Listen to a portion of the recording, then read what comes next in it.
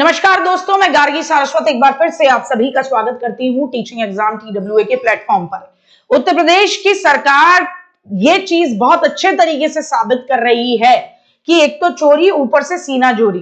पहले तो कह दो कि छात्र और अध्यापक का अनुपात बराबर है, फिर एक दिन पता नहीं कौन से भूत चढ़े कि ऑफिशियल ट्विटर हैंडल से ट्वीट कर दिया कि इतने पद हैं, उसको थोड़े ही घंटों के अंदर गायब कर देना। बच्चे जब अध्यापकों के साथ धरने पर अपनी आवाज उठाने के लिए बैठे तो सेवा शिक्षा चयन आयोग के माध्यम से ये कह देना कि हमें अधियाचन नहीं मिला है।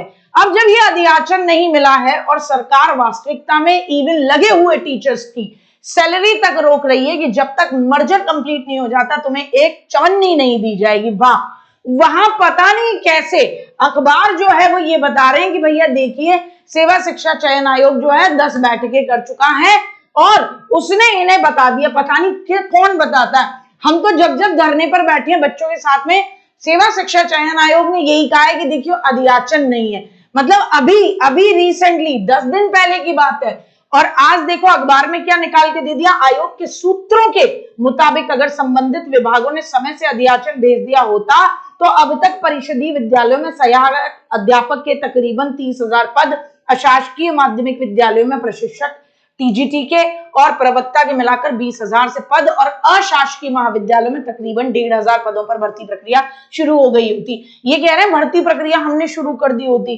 कैसे शुरू कर दोगे जब एक तरफ सरकार ये कह रही है कि है ही नहीं हमारे पास भर्ती।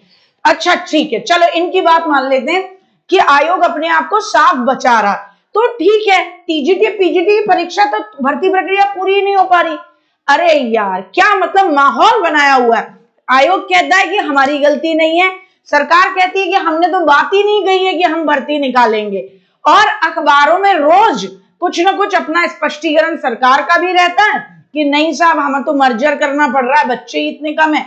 आयोग का भी अपना स्पष्टीकरण रहता है कि साहब हमारे पास तो अगर आ गया होता तो इतने पद खाली हैं। आपस में पहले बच्चों को पागल मत बनाओ, आपस में पहले आप लोग बैठ लो, क्योंकि बच्चा क्या है धरने पर जाता है, हम बच्चे के साथ धरने पर जाते हैं। तो आप एक काम करो, पहले आप खुद ही आपस में आयोग और सरकार बैठ ले कि पद खाली भी हैं या नहीं है, पागल न बना।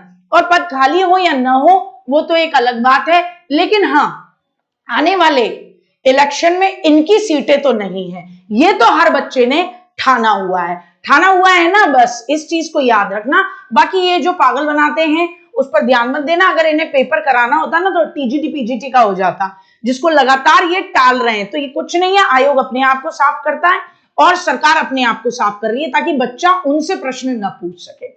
तो मुझे उम्मीद है कि आप इनकी किसी भी बात पर अब 1% ध्यान नहीं देंगे।